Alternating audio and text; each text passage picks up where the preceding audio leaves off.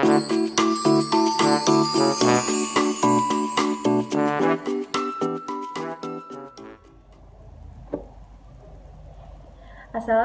warahmatullahi wabarakatuh. Perkenalkan, nama saya Fadia Alika Haya Castro dengan NIM akhir 242.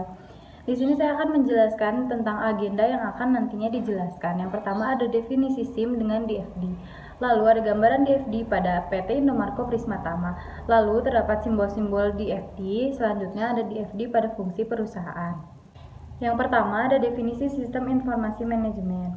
Pertama, sistem adalah sekelompok elemen-elemen yang terintegrasi dengan tujuan yang sama untuk mencapai tujuan. Yang kedua ada informasi. Informasi adalah data yang telah diproses atau data yang memiliki arti. Sedangkan sistem informasi manajemen adalah kumpulan sub-subsistem atau komponen apapun baik fisik ataupun non-fisik yang saling berhubungan satu sama lain dan berkenaan dengan pengendalian, pengevaluasian, dan perbaikan serta berkelanjutan. Selanjutnya, definisi data flow diagram atau DFD. Data flow diagram atau DFD merupakan suatu cara atau metode untuk membuat rancangan sebuah sistem yang mana berorientasi pada alur data yang bergerak pada sebuah sistem nantinya. DFD dibuat oleh para analis untuk membuat sistem yang baik, di mana DFD ini nantinya diberikan kepada programmer untuk melakukan proses coding sesuai dengan DFD yang dibuat oleh para analis sebelumnya. Sekian yang dapat saya sampaikan. Halo, nama saya Ahmad Supadja dengan NIM 511181254 akan melanjutkan presentasi dari rekan saya yaitu sejarah PT Indomarko Prismatama yang disebut oleh Indomaret. Sejarah berdirinya perusahaan minimarket, Indomaret berawal dari pemikiran untuk mempermudah penyediaan kebutuhan pokok sehari-hari karyawan. Maka pada tahun 1988 didirikanlah sebuah gerai yang diberi nama Indomaret. Berbekal pengetahuan mengenai kebutuhan konsumen, keterampilan pengoperasian toko, dan penggeseran perilaku belanja masyarakat ke gerai modern, maka terbit keinginan luhur untuk mengabdi lebih jauh bagi nusa dan bangsa. Ini diwujudkan dengan mendirikan Indomaret dengan badan hukum PT Indomarko Prismatama. PT Indomarko Prismatama adalah perusahaan swasta nasional pengelola jaringan mini market. Visi dari PT Indomaret yaitu menjadi aset nasional dalam bentuk jaringan retail waralaba yang unggul dalam persaingan modal. Misi dari PT Indomaret tersebut meningkatkan pelayanan terbaik sehingga kepuasan pelanggan menjadi sasaran utama yang harus dapat dipenuhi. Moto dari PT Indomaret tersebut yaitu mudah dan hemat. Indomart atau Indomaret adalah sebuah jaringan minimarket yang menggunakan point of sale atau POS, terminal sebagai cash register, dan fasilitas barcode reader dan receipt printer. Sistem POS merupakan lebih dari sekedar tugas transaksi jual beli. Di dalamnya bisa terintegrasi juga diperhitungkan akuntansi, manajemen barang dan stok, modul penggajian karyawan, perhitungan hutang, piutang, dan berbagai macam fungsi lain. Izin memperkenalkan diri kembali, nama saya Fadia Alika dengan NIM akhir 242. Di sini saya akan menjelaskan tentang simbol-simbol data flow diagram. Yang pertama ada entitas eksternal, dapat berupa orang atau unit yang terkait yang berinteraksi dengan sistem tetapi di luar sistem. Yang kedua ada proses, orang, unit yang mempergunakan atau melakukan transformasi data, komponen fisik tidak diidentifikasikan. Yang ketiga ada aliran data dengan arah khusus dari sumber ke tujuan.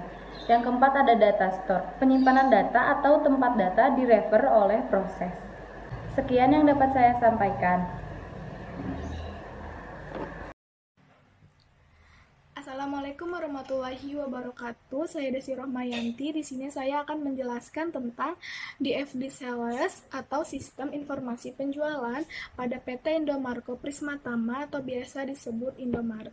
Yang pertama ada diagram konteks, yaitu diagram tertinggi yang berisi tentang seluruh sistem atau proses dari sistem informasi penjualan ini, yaitu yang meliputi pelanggan, kepala toko, dan supplier.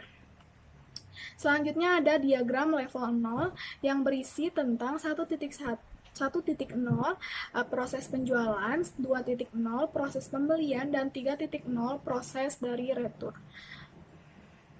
Selanjutnya ada diagram level 1 penjualan. Pada proses penjualan dimulai dari pelanggan yang melakukan order barang.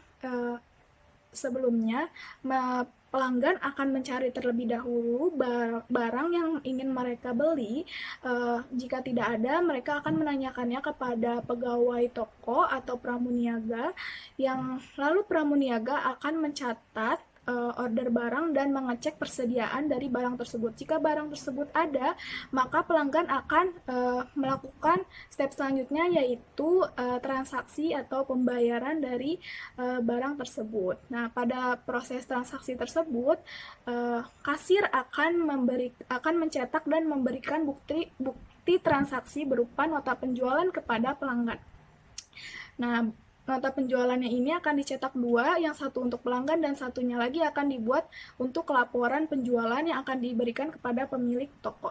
Lalu diagram level 2 yaitu ada pembelian stok barang. Nah, toko akan melakukan pembelian stok barang kepada supplier dan supplier akan memberikan faktur pembelian. Lalu toko akan mengecek terlebih dahulu barangnya dan akan dicatat ke dalam barang masuk. Lalu data tersebut akan dimasukkan ke dalam laporan pembelian dan dicetak dan diberikan kepada pemilik toko. Selanjutnya ada diagram level 3 yaitu ada retur. Di sini pelanggan yang ingin melakukan retur barang akan memberikan nota penjualannya, lalu akan diinput nota penjualannya dan akan dimasukkan ke dalam laporan barang retur dan dicetak diberikan kepada pemilik toko. Perkenalkan, nama saya Eris Rafita Atika dengan NIM 511181257. Di sini saya akan menjelaskan mengenai DFD operasional. Yang pertama, itu di mana karyawan mengecek daftar barang mana saja yang tersedia dan juga tidak tersedia. Kemudian, setelah dilakukannya pengecekan barang, maka karyawan tersebut melakukan display atau penataan produk dengan tujuan untuk menarik minat konsumen. Sekaligus mengupdate data barang, di mana konsumen akan mengetahui stok dan juga kondisi barang tersebut. Selain itu juga, karyawan melakukan pencetakan laporan pembelian, input data barang, dan juga nota pembelian, yang kemudian diupdate langsung ke bagian gudang. Informasi barang tersebut diberitahukan oleh karyawan kepada manajer atau kepala toko Indomaret tersebut. Sekian dan terima kasih. Perkenalkan, nama saya Neneng Masawati Awanti. Di sini saya akan melanjutkan pemaparan dari rekan saya sebelumnya. Saya akan menjelaskan mengenai DFD manajemen keuangan. Nah, di samping saya ini terdapat gambar DFD manajemen keuangan dari Indomaret atau minimarket Indomaret. Nah, terdapat 6 proses di DFD ini. Yang pertama itu ada dari bagian admin, di mana bagian admin ini terdapat sebuah proses menginput data user dan juga data karyawan, yang nantinya tuh akan menghasilkan sebuah data, di mana ada data karyawan, data gaji, dan juga data jabatan, dan hasil rekapan datanya itu akan disalurkan ke bagian administrasi dan juga bagian keuangan. Nah, yang kedua itu ada dari kasir. Dari bagian kasir ini tentunya bakal memproses atau menginput sebuah data penjualan, di mana info penjualan ini akan menghasilkan sebuah data penjualan yang akan dilaporkan atau disalurkan ke proses pembuatan laporan dari bagian keuangan. Nah, untuk yang selanjutnya itu dari yang terakhir ada dari bagian admin, dari bagian admin gudang. Admin gudang ini terdapat 3 proses. Yang pertama ada penginputan data barang. Terus yang kedua itu ada penginputan data supplier, dan yang ketiga ada penginputan data pembelian. Yang ketiga ini tuh saling berkaitan, di mana nanti bagian gudang akan mengcross stok barang, dan nantinya kalau ada yang habis bakal menghubungi supplier dan untuk melakukan order pembelian. Dan ketiga proses ini tentunya bakal menghasilkan info-info dan juga menghasilkan data sebuah data barang, juga data supplier, dan juga data pembelian yang akan disalurkan ke pembuatan laporan, proses pembuatan laporan ya. Terus akan disalurkan juga sebenarnya ke bagian kasir untuk mensinkronisasi, menyamakan ya apakah si barangnya itu sesuai dari gudang jumlahnya dan juga dari dari toko atau dari penjualan. Nah, untuk pembuatannya pembuatan laporan dari proses terkait ini akan menghasilkan sebuah laporan, dan laporannya juga ini bakal ada laporan yang disalurkan atau dilaporkan kepada bagian gudang atau admin gudang, yang juga terdapat juga laporan yang akan dihasilkan itu adalah laporan penjualan, laporan arus kas, juga laporan hutang piutang dari bagian administrasi dan keuangan, tentunya untuk menyalurkan dananya juga atau mengelola keuangannya. Terima kasih. Assalamualaikum warahmatullahi wabarakatuh. Izin memperkenalkan diri terlebih dahulu. Nama saya Ayu Yulianti dengan NIM 511881256. Di sini saya akan menyampaikan pembahasan mengenai DFD sumber daya manusia yang memuat dua bagian, yaitu rekrutmen karyawan serta penggajian karyawan. Untuk DFD rekrutmen karyawan, diagram konteksnya yaitu ada entitas serta proses. Dalam entitas ini memuat calon karyawan serta dalam prosesnya memuat sistem penerimaan karyawan. Pada level 0 rekrutmen karyawan, di proses pertama yaitu pengecekan data, di mana di dalamnya memuat informasi fotokopi ijazah, fotokopi KTP, CV, serta surat lamaran yang dilampirkan oleh calon karyawan. Kemudian menjadi data pelamar yang akan diarsipkan pada dokumen 1.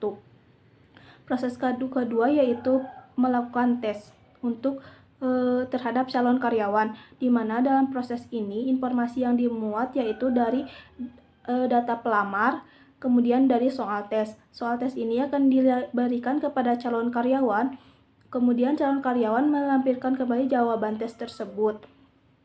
Setelah didapat data jawaban dari proses kedua, diarsipkan menjadi ke dalam dokumen ketiga. Selanjutnya yaitu proses pembuatan SPK. Proses pembuatan SPK ini didapat dari informasi data jawaban calon karyawan, kemudian dibuat ke dalam dokumen keempat yaitu arsip SPK, kemudian diinformasikan kembali kepada calon karyawan. Kemudian pada proses keempat yaitu ada pembuatan laporan karyawan diterima. Pada proses keempat ini, informasi yang didapat yaitu dari data SPK, dari data pelamar, serta dari data jawaban calon pelamar, yang kemudian diinformasikan kepada manajer HRD.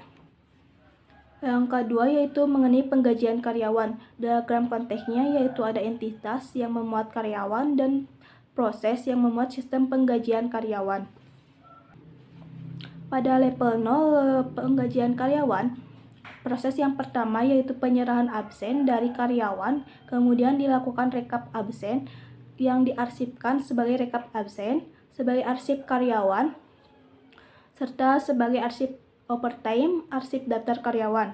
Kemudian proses yang kedua yaitu penghitungan gaji, di mana proses penghitungan gaji ini didapat dari informasi rekap absen, dari arsip overtime, serta dari arsip daftar karyawan yang diinformasikan kepada manajer sebagai rekapitulasi gaji. Kemudian dari manajer tersebut akan disampaikan kembali sebagai rekapitulasi gaji ACC, yang kemudian dalam proses kedua ini akan diarsipkan sebagai rekapitulasi gaji dan sebagai data gaji karyawan.